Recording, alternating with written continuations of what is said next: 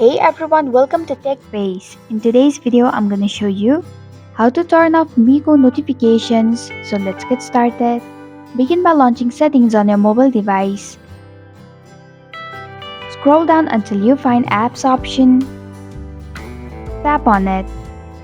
Now select manage apps option. In the search bar, type in Mico and perform your search. Tap on Mico application. Scroll down a little and then tap on notifications option.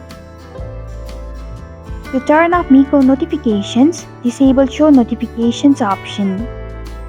And this is how you can turn off Mico notifications. Thanks for watching TechBase. If you like this video, hit the like button and drop a comment with any questions or feedback.